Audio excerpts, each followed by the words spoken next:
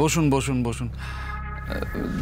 এটা কি আর বলবো বলুন তো দাদা, আপনার মেয়ে এটা একটা কি কাণ্ড করলো বলুন দেখিনি। পাড়ায় তো আমরা মুখ দেখাতে পাচ্ছি না। ছি ছি ছি ছি ছি। এই প্লিজ, হ্যাঁ আমি এখানে একটাই কথা বলতে চাই। স্রোতে যে তুমি, তোমার সাথে সাজি শুয়েছিল, মানে একদম তোমার পাশে শুয়েছিল, সাজি উঠে কোথাও চলে গেল, তুমি টেরও পাওনি?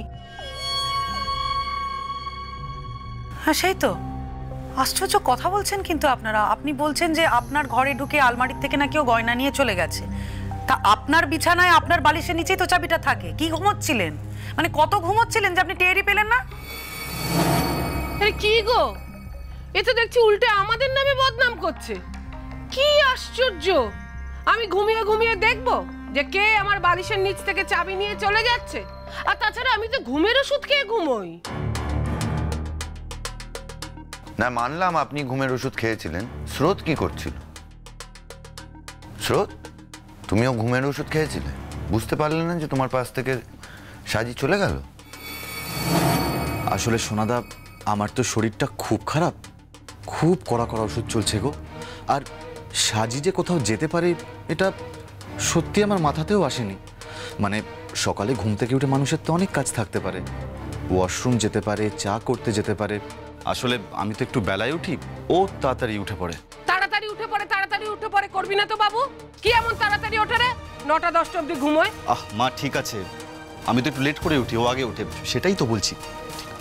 না না, আমিও সে কথাই বলছি যে মেয়েটার কোনো স্বভাবের ছিঁড়িছাড় ছিল না। আমরা কিন্তু এখানে কারো স্বভাবের ছিঁড়িছাড় জানার জন্য আসিনি। মানে সত্যি মেয়েটাকে খুঁজেই পাওয়া যাচ্ছে না, আর এখন আপনারা ওর স্বভাব নিয়ে পড়ছেন। মানে কি না, স্বভাবের কথাই যদি বলেন তাহলে তো বলবো আপনাদেরও স্বভাবের ছিঁড়িছাড়া নেই, অনেক ঘটনাই ঘটে গেছে, সেসব নিয়ে আর কথা বলতে চাই না এখন।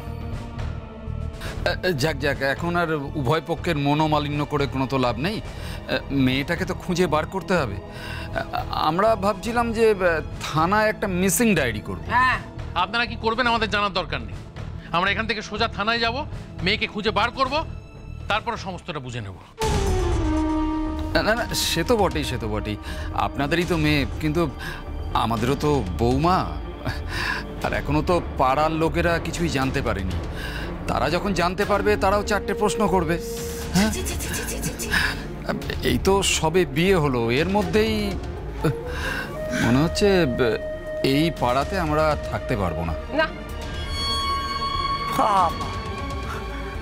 পাড়ার লোকেদের সঙ্গে আপনারা আবার মেশিন টেশন নাকি? কারোর সঙ্গেই তো যোগাযোগ রাখেন না আপনারা। তো কে কে আসবে আপনাদের জিজ্ঞেস করতে? না কেউ আপনাদের সঙ্গে যোগাযোগ রাখে, না আপনারা রাখেন। এই বাজে কথা বাদ দিন তো, যেটা জানতে চাচ্ছি সেটা ঠিক করে বলুন। কাল রাতে কোনো ঝামেলা হয়েছিল কিনা সেটা বলুন। স্রোত, তোমাকে একটা কথা বলি। আমি যখন তোমাদের বাড়িতে এসেছিলাম না, সাজির নিশ্চয়ই কিছুটা হয়েছিল যেটাও আমাকে বলতে চাইছিল কিন্তু বলতে পারলো না। আমি জানি না এক্স্যাক্টলি কি হয়েছিল, কিন্তু তুমি আমাকে একটা কথা বলো তো। সাজি আমাকে বলেছিল তোমাদের থেকে সাবধানে থাকতে, তোমরা নাকি ভালো মানুষ নও। সাজি সাডেনলি এরকম কথা কেন বললো তোমাদের ব্যাপারে? গুনগুন সাজি এই কথা বলেছে? সাজি এই কথা বলেছে, তার প্রমাণ কি আছে গুনগুন? কই, আমি তো শুনিনি। আর ওর যদি বলারই হতো তো আমাকে বলতে পারতো, আমায় তো কিছু বলেনি। তোমার কি মনে হচ্ছে আমরা মিথ্যে কথা বলতে এসেছি? আমরা মিথ্যাবাদী? শোনো, আমি তোমায় একটা কথা বলছি, এখনই পরিষ্কার করে আমাদের সামনে বলো যদি তোমাদের মধ্যে কোনো গন্ডগোল ঝামেলা হয়ে থাকে। পুলিশকে পুরোটা বলতে হবে, তবেই সুবিধা হবে ওনাদের সাজিকে খুঁজতে। আরে কি গন্ডগোল হবে? হয়তো গুনগুন দেখে গেল, সব তো ঠিকই ছিল গো তখন। তারপর যে যার মতো খেয়ে ঘরে শুয়ে পড়েছে, আর তো কোনো গন্ডগোল হয়নি। তবে হ্যাঁ, ওর মদ খাওয়া নিয়ে বাবু যদি রাগারাগি করে থাকে তাহলে তো আমাদের কিছু বলার নেই। রাগারাগি না করলে সেটাই তো আশ্চর্য। এই তো বাবা, খুব তোমরা বলো আমাদের বাড়ির মেয়ে খুব ভালো, আমাদের বাড়ির মেয়ে খুব ভালো। এই তো ভালো নমুনা, সব দেখা হয়ে গেছে। আরে আমাদের বাড়িতে এসে মদ খেয়ে মাতাল হয়ে কি না করেছে, ওহো। তবে আমরা কিন্তু তোমাদের কিচ্ছুটি বলিনি।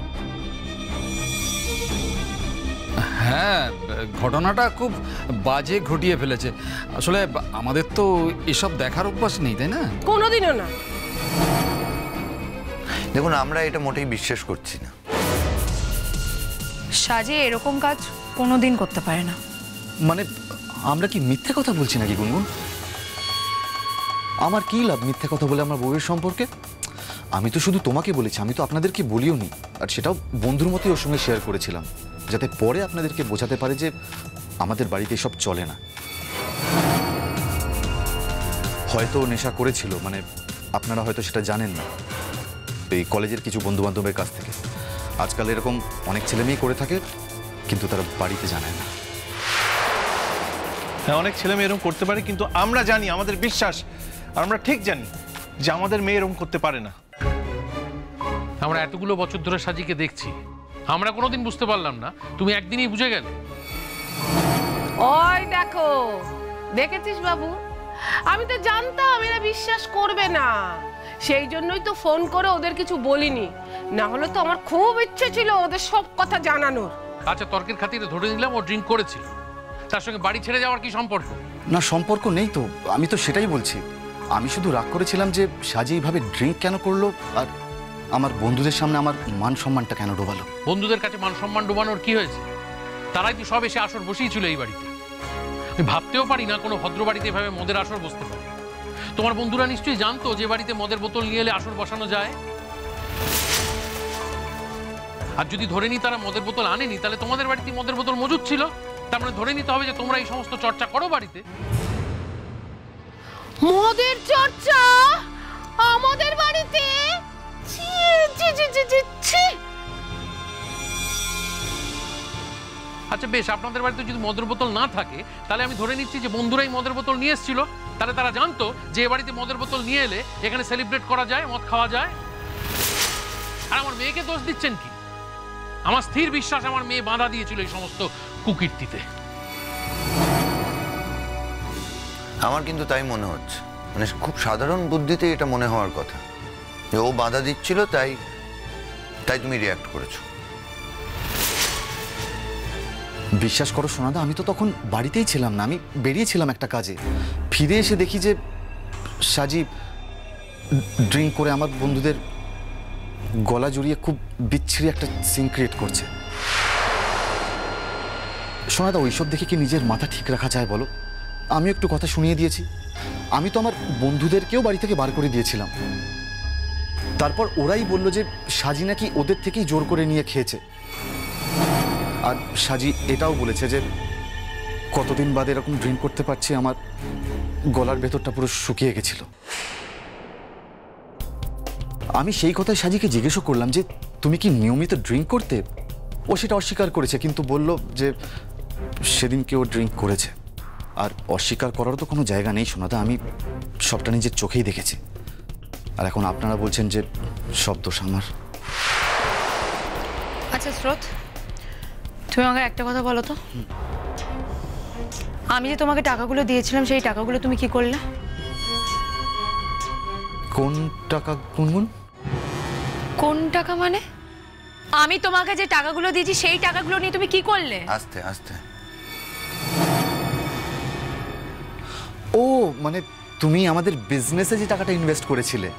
আচ্ছা, মানে তুমি যে টাকাটা অ্যাজ অ্যান ইনভেস্টর আমাদের দিয়ে ওটার পার্টনারশিপ নিয়েছিলে, ওই টাকাটার কথা বলছো তো? সেই টাকা আমি জমা করে দিয়েছি। গুনগুন, এটা কখন করেছো তুমি?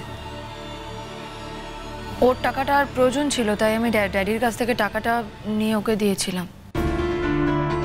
ও, এইবার বুঝতে পারছি, মানে ওই গয়নার ব্যাপারটা। তুমি ওই গয়না কিনবে বলেই টাকাটা?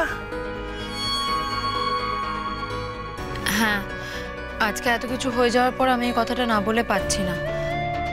আমি ড্যাডির থেকে ওই টাকাটা নিয়ে স্রোতকে দিয়েছিলাম। হ্যাঁ, আমি তো অস্বীকার করিনি। তুমি আমায় টাকা দিতে চেয়েছো, মানে আমাদের বিজনেসে পার্টনারশিপ চেয়েছো, আর তোমার পার্টনারশিপটা রয়েছেও। তুমি তো সইও করেছো। আমি তো এমনি এমনি কিছু করিনি গুনগুন, আমার কাজ খুব পাকা কাজ। সই? আমি সই করেছি? হ্যাঁ, করেছো। মানে সে তো আমি তোমাকে টাকা দিয়েছি তাই আমি সই করে দিয়েছি। তুমি এত বড় একটা কাজ করলে গুনগুন, আমাদের একবারও কাউকে জানালে না? পটকা, তোমাদের যদি আমি তখন জানাতাম তোমরা আমাকে এই টাকাটা ওকে দিতে না। মানে আমি তো শুধু ওকে হেল্প করতে চেয়েছিলাম।